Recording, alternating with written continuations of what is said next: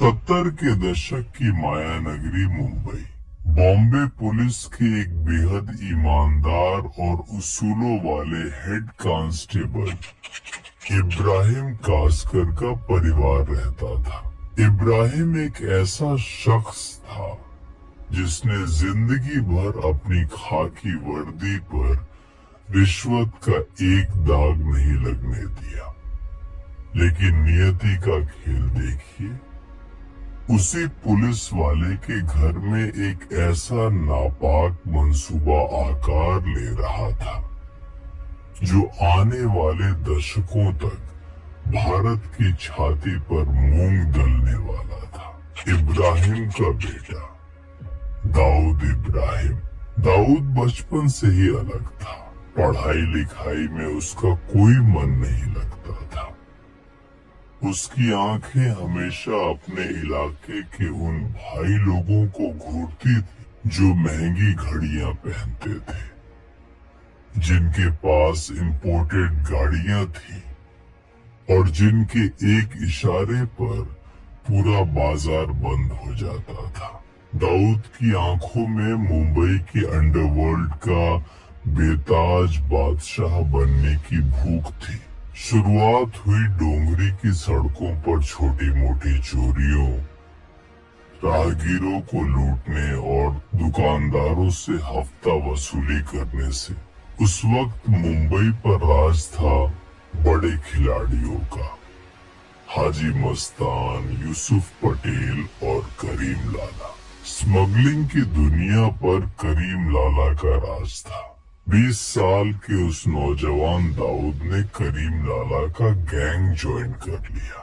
दाऊद का काम था स्मगल किए गए सोने, घड़ियों और हथियारों की कंसाइनमेंट को पुलिस की नजरों और बाकी दुश्मन गैंग्स से बचाकर सुरक्षित ठिकाने तक पहुंचाना। लेकिन दाऊद कोई आम गुर्गा नहीं था। वो सांप की तरह कुंडली मारकर बैठा था, बस सही वक्त का इंतजार कर रहा था। गैंग में करीम लाला के 2 सगे भांजे भी थे, आलमजेब और अमीरजादा। इन दोनों को दाऊद की बढ़ती हुई अहमियत और उसकी चालबाजी एक आंख नहीं भाती। एक रात एक कस्टम ऑफिसर ने करीम लाला के सोने की एक बहुत बड़ी कंसाइनमेंट पकड़ ली। आलमजेब का खून खौल उठा। उसने बिना वक्त गवाए उस कस्टम ऑफिसर को किडनैप कर लिया और मुंबई के एक सीक्रेट बेसमेंट में उस ऑफिसर को बांध कर रखा गया। आलमजेब ने ऑफिसर के माथे पर बंदूक रखते हुए कहा, तेरी हिम्मत कैसे हुई पठान का माल छूने की?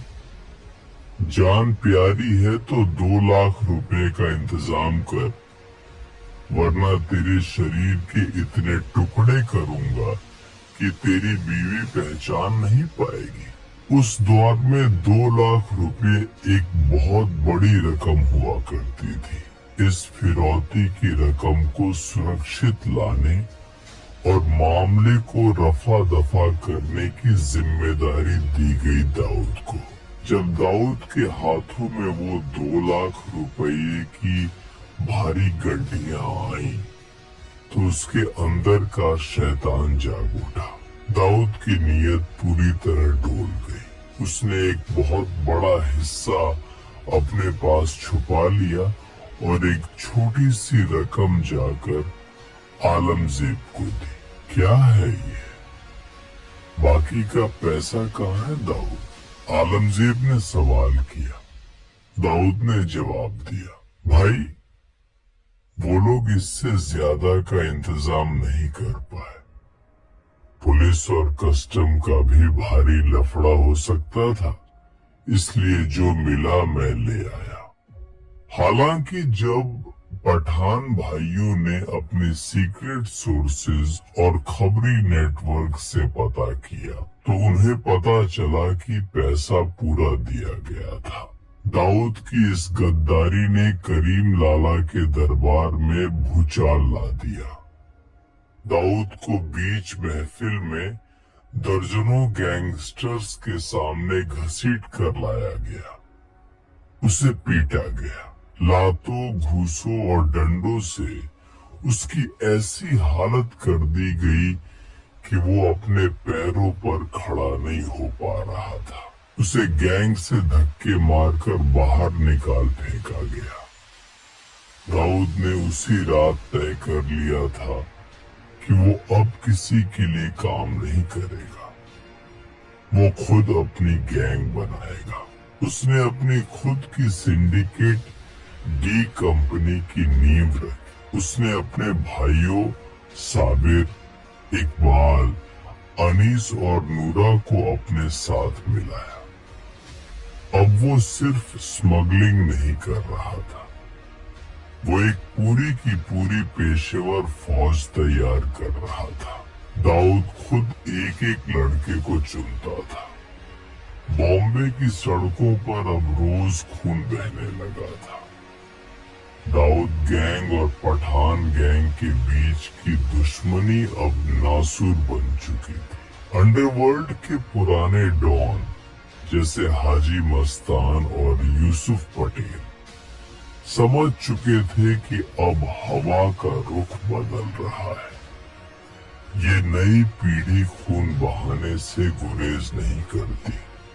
उन्होंने स्मगलिंग छोड़कर रियल एस्टेट और राजनीति का सफेद दामन थाम लिया था। साल 1981 दादर के एक पेट्रोल पंप पर जब रात के सन्नाटे में दाऊद का बड़ा भाई साबिर इब्राहिम अपनी फीट कार में बैठा था, तभी पठान गैंग की गाड़ियां वहां आ रुकी। उन गाड़ियों से हथियारों से लैस शूटर निकले, जिनमें मुंबई का सबसे खूंखार और पढ़ा लिखा गैंगस्टर मान्या सुर्वे भी शामिल था। गोलियों की बौछार से साबिर का सीना छलनी हो गया।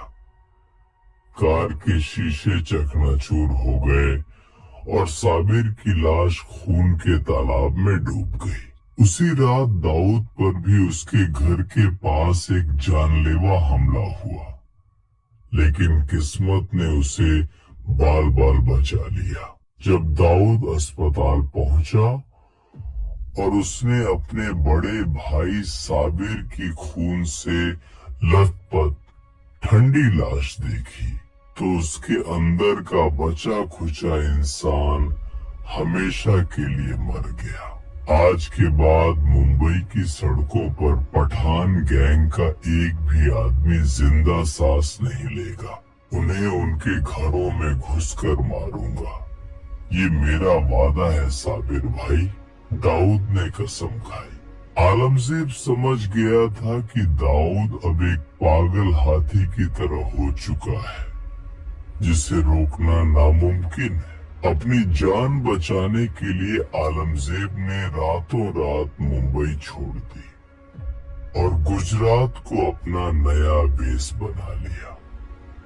गुजरात में पठान गैंग के पुराने और मजबूत कांटेक्ट थे। वहां के भ्रष्ट पुलिस वालों और लोकल गुंडों से उनके गहरे रिश्ते थे। लेकिन दाऊद कहाँ रुकने वाला था। उसने अपने ऑपरेशंस का दायरा बढ़ाते हुए गुजरात में भी अपने पैर पसारने शुरू कर दिए। उसने गुजरात के मशहूर स्मगलर लल्लू जोगी से हाथ मिलाया। उसका सिर्फ एक मकसद था, आलमजेब को उसके ही गढ़ में घुसकर कुत्तों की मौत मारना। दाऊद ने अपनी कुटिल चालाकी से आलमजेब पर गुजरात पुलिस में एक झूठा केस दर्ज करवा दिया, ताकि पुलिस उसे पकड़े और दाऊद अपने आदमियों के जरिए उसे जेल के अंदर ही खत्म कर दे। लेकिन यहाँ दाऊद का पासा उसी पर उल्टा पड़ गया। 1983 में गुजरात पुलिस ने एक सीक्रेट और सटीक सूचना के आधार पर छापेमारी की और दाऊद को लल्लू जोगी के साथ अवैध हथियारों के साथ रंगे हाथों पकड़ लिया। उसे कोफे पोसा कानून के तहत गिरफ्तार कर जेल में डाल दिया गया। ये खबर मिलते ही आलमजेब ने तुरंत दाऊद के गुर्गों पर ताबड़तोड़ हमले शुरू कर दिए। दाऊद के दो सबसे खास आदमियों को बीच सड़क पर गोलियों से भून दिया गया। दाऊद को जेल की सलाखों के पीछे ये एहसास हो गया कि गुजरात में आलमजेब को मारना मुश्किल है। जैसे ही वो बेल पर छूटा, उसने तुरंत वापस मुंबई का रुख किया। अब दाऊद एक मौके की तलाश में था और वो मौका उसे मिला 6 सितंबर 1983 को। आलमजेब का भाई अमीरजादा को एक पुराने आपराधिक केस के सिलसिले में मुंबई के सेशन कोर्ट में पेश होना था। दाऊद जानता था कि ये काम कोई आम जाना पहचाना शूटर नहीं कर सकता, क्योंकि पुलिस हर चेहरे को जानती थी। इसके लिए उसने अंडरवर्ल्ड के उभरते सितारे बड़ा राजन की मदद ली। राजन ने एक दुबले पतले बेहद कम उम्र के लड़के डेविड परदेसी को चुना। डेविड दिखने में किसी कॉलेज जाने वाले सीधे साधे लड़के जैसा था। कोर्ट रूम खचाखच भरा हुआ था। भारी पुलिस बंदोबस्त था। जज अपनी कुर्सी पर बैठे थे और अमीरजादा कटघरे में खड़ा था। तभी भीड़ के बीच से डेविड परदेसी धीरे धीरे बिना किसी घबराहट के कटघरे के करीब पहुंचा। उसकी उम्र और मासूम चेहरे को देखकर किसी भी पुलिस वाले ने उसे रोकने या चेक करने की कोशिश नहीं की। अमीरजादा, दाऊद भाई ने अपना आखिरी सलाम भेजा है। डेविड ने अपनी पैंट के अंदर से रिवॉल्वर निकाली और पलक झपकते ही जज के सामने भरे कोर्ट रूम में अमीरजादा के सीने में दनादन गोलियां उतार दी। कोर्ट रूम में चीख पुकार और भगदड़ मच गई। अमीरजादा वहीं ढेर हो गया। पुलिस ने तुरंत झपटकर डेविड को पकड़ लिया, लेकिन दाऊद जो संदेश देना चाहता था वो पूरे भारत के अंडरवर्ल्ड और पुलिस महकमे तक पहुंच चुका था। दाऊद के ऊपर उस वक्त कई गंभीर आपराधिक मामले चल रहे थे। 1970 के एक रॉबरी केस में उसे 4 साल की जेल की सजा भी सुनाई जा चुकी थी, लेकिन वो बेखौफ बाहर घूम रहा था। 1984 में जब दाऊद के महंगे वकीलों ने एक नए केस में उसकी एंटीसिपेटरी बेल की अर्जी सेशन कोर्ट में लगाई, तो सरकारी वकील ने कोर्ट रूम में चीखते हुए कहा था, माय लॉर्ड, ये आदमी कोई आम मुजरिम नहीं है, ये एक खूंखार क्रिमिनल है। ये बेल पर बाहर है और बेल पर रहते हुए इसने खुलेआम 5 नए संगीन जुर्म किए हैं। इसकी जगह सिर्फ और सिर्फ कालकोठरी है। इसे किसी भी कीमत पर जमानत नहीं मिलनी चाहिए। लेकिन हमारे सिस्टम की दीमक इस कदर फैल चुकी थी और उस दौर में जेल नहीं बेल की नीति का ऐसा दुरुपयोग हो रहा था कि दाऊद को फिर से जमानत मिल गई। दाऊद अब पूरी तरह समझ चुका था कि इस सिस्टम को, इसके पुलिस वालों को और इसके वकीलों को कैसे खरीदा जा सकता है। उसने बड़े बिल्डरों, बिजनेसमैन और फिल्म प्रोड्यूसर्स